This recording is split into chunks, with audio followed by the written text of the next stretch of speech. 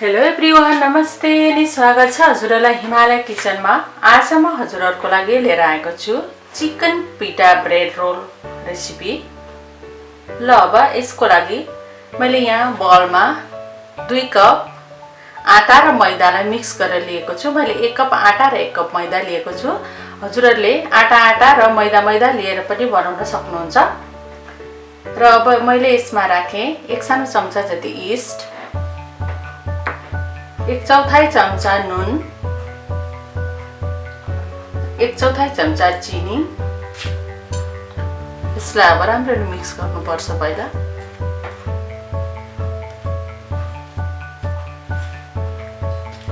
र यति गरेपछि अब यसमा बिस्तारै पानी राख्दै अनि यसलाई मुसेर यसको डो बनाउँदै जानुपर्छ।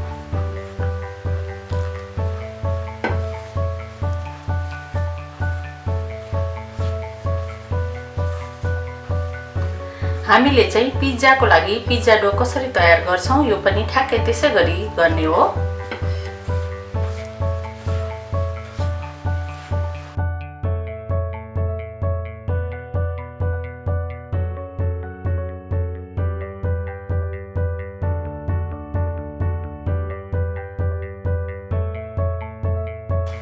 हाम्रो पिटा ब्रेडको लागि चाहिँ डो रेडी भएको छ। अब यसलाई छोपेर कम्तीमा पनि आधा घण्टाको लागि राख्नुपर्छ। अब मैले यहाँ लिएको छु आधा किलो जति बोनलेस चिकन। यसमा मैले राखे 2 ठुलो चम्चा जति दही, त्यसैगरी 1 ठुलो चम्चा जति कागतीको रस, 1 ठुलो चम्चा जति कुटेको अदुवा लसुन, 1 सानो चम्चा काश्मिरी रातो खुर्सानीको धुलो, 1 सानो चम्चा जिरा धनियाको पाउडर, यो अप्सनल हो, नराख्दा पनि हुन्छ। र नुन राखे मैले आफ्नो स्वाद अनुसार। अब यसलाई एकदमै राम्रोसँग मिक्स गर्नुपर्छ।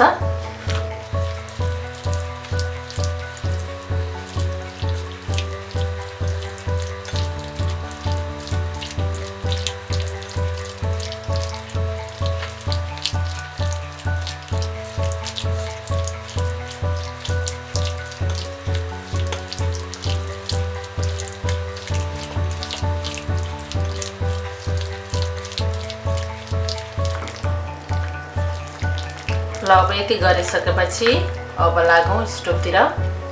चिकनलाई चाहिँ यसरी छोपेर म्यारिनेट हुनको लागि राख्नै पर्छ भन्ने हुँदैन। यदि राख्न मन हुँदा केही बेर राख्दा पनि हुन्छ। र यति गरेपछि हामी यसलाई तुरुन्त पकाउन सक्छौं।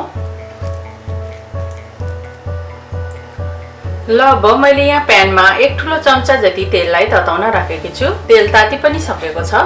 अब यसमा मैले राखे अघि म्यारिनेट गरेको चिकन,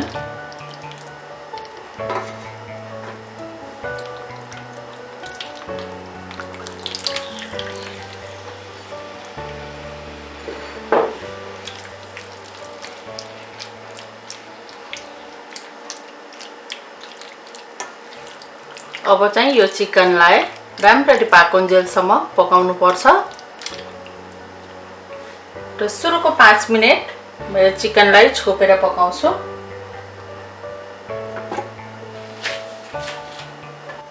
ल 5 मिनेट पाकेपछि हेरौं यसबाट पानी निस्केको छ।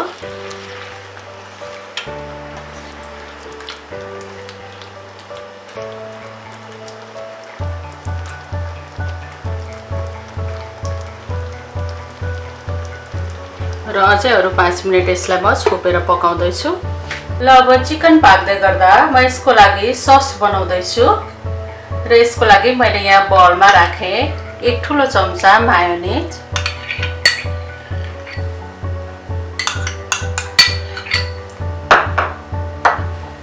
त्यसैगरी मैले यहाँ लिएको छु 1 ठुलो चम्चा सावर क्रिम। यो सावर क्रिम नराखिकन मायोनेज मात्रै राखेर अथवा मायोनेज र कुनै ससहरु आफूलाई मन पर्ने खालको राखेर पनि यसलाई बनाउन सकिन्छ।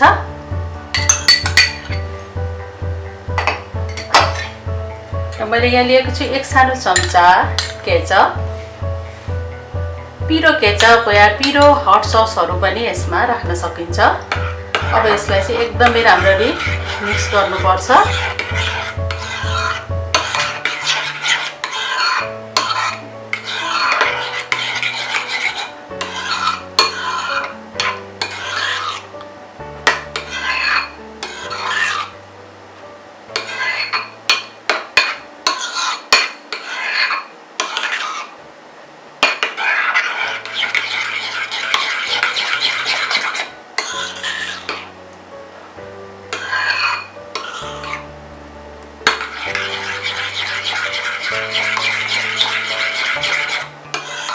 र यतिको भएपछि अब हाम्रो सस पनि रेडी भएको छ।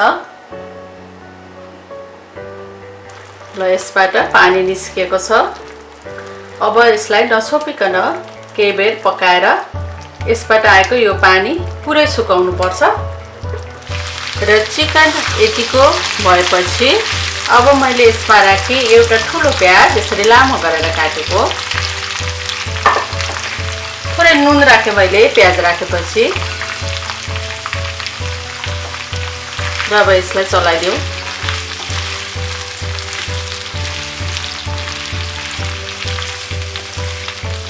र 1 मिनेट जति यसलाई चलाउँदै यतिकै पकाउँ।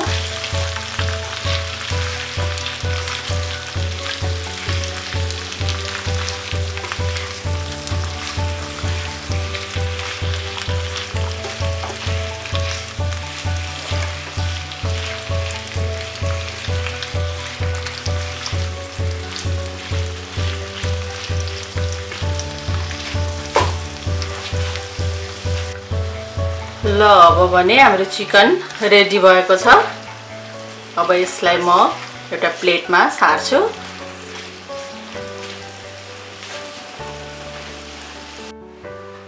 ल अब हाम्रो डो चाहिँ रेडी भएको छ। यो अलिकति फुलेको जस्तो पनि भएको छ।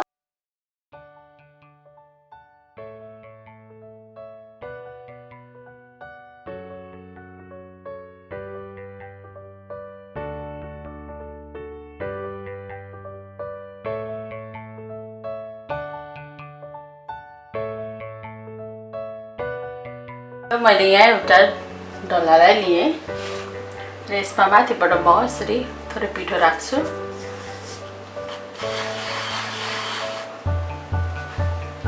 र यसो गरेर यसलाई बेल्दै जाने।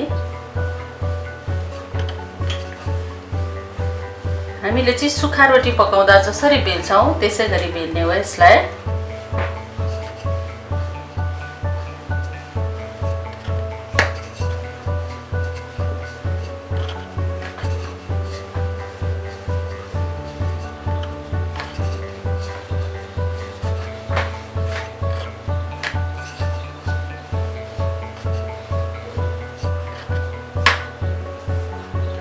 थोरै पिठो राखेँ मैले फेरि।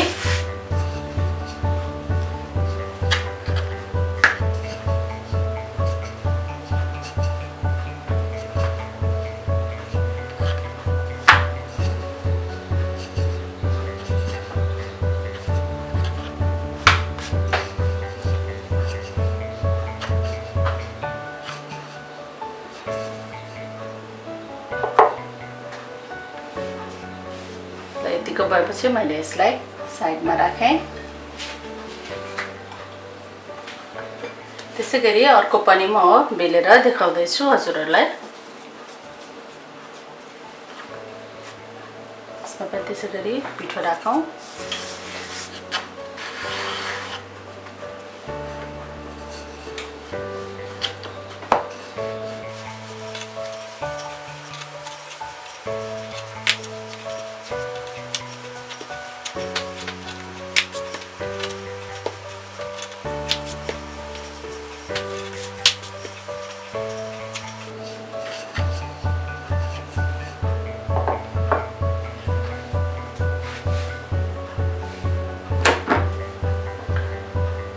र अब यति गरेपछि अब लागौ फेरि स्टोभतिर यसलाई पकाउन।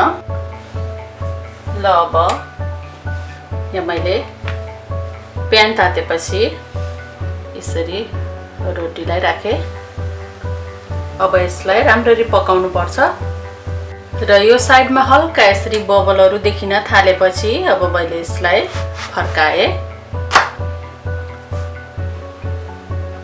अब यो फर्काएर यो साइडबाट पनि त्यति नै राम्ररी पकाउनु पर्छ। ल अब म यसलाई पनि फर्काउँदैछु। यो साइडमा यसरी रातो भएपछि अनि यसलाई फर्काउँदा हुन्छ। फेरि केही बेर यो साइडबाट पकाऊँ यसलाई।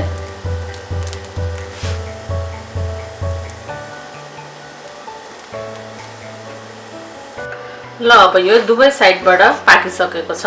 अब यसलाई मैले झिकेँ। त्यसै गरी म अर्को राख्दैछु। अब यसलाई पनि त्यसै गरी पकाउनु पर्छ।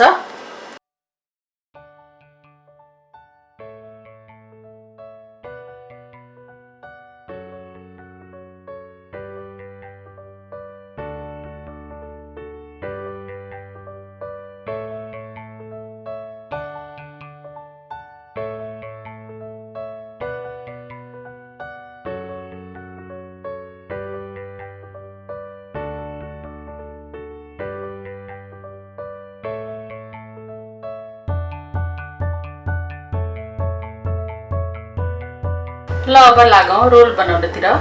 रोल बनाउनको लागि मैले भेजीहरुमा चाहिँ यहाँ लिएको छु 2 कप जति लेटस र काँक्रालाई यसरी लामो चानापारा काटेर लिएको छु। 1 कप जति लिएको छु मैले काँक्रालाई। हजुरहरुले क्याप्सिकमहरु पनि लिन सक्नुहुन्छ। यदि क्याप्सिकम लिनुभयो भने चाहिँ चिकन सँगै एकछिन त्यसलाई फ्राई गरेर राख्नु होला र टमाटर जस्तो आफ्नो भेजीहरु आफ्नो इच्छाले अरु राख्न सकिन्छ।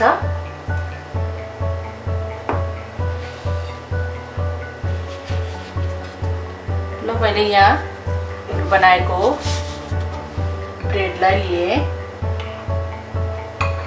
यसमा मैले राखे अघि बनाएको सस,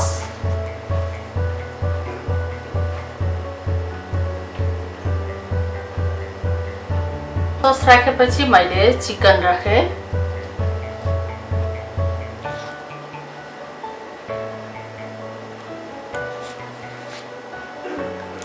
अब राखे लेटस,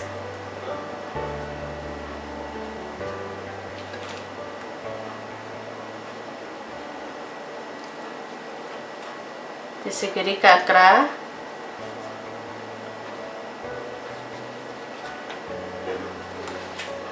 म माथिबाट यसमा थोरै चिली फ्लेक्स यसरी राख्दै छु।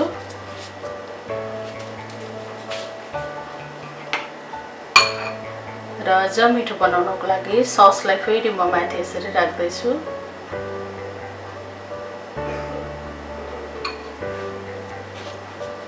ल अब यसलाई यसरी रोल गर्नुपर्छ।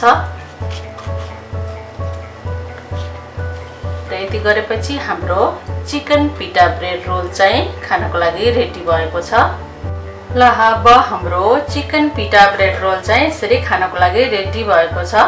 हजुरहरु पनि यसैगरी घरमा चिकन पिटा ब्रेड रोल बनाएर खानलाई ट्राई गर्नु होला। यो सुरुमा बनाउनलाई अलिकति लामो समय लागे पनि बिस्तारै बनाउँदै गएपछि सजिलै लाग्न थाल्छ। हस् त यो रेसिपी हजुरहरुलाई राम्रो लाग्यो भने हाम्रो भिडियोलाई लाइक, कमेन्ट, शेयर गरिदिनु होला। यस्तै रेसिपीहरुको लागि हाम्रो च्यानललाई सब्स्क्राइब पनि गरिदिनु होला। सब्स्क्राइब गरिसकेपछि नजिक रहेको नोटिफिकेसन बेललाई पनि अवश्य पनि क्लिक गरिदिनु होला। हाम्रो भिडियो हेरिदिनु भएकोमा हजुरहरुलाई धेरै धेरै धन्यवाद।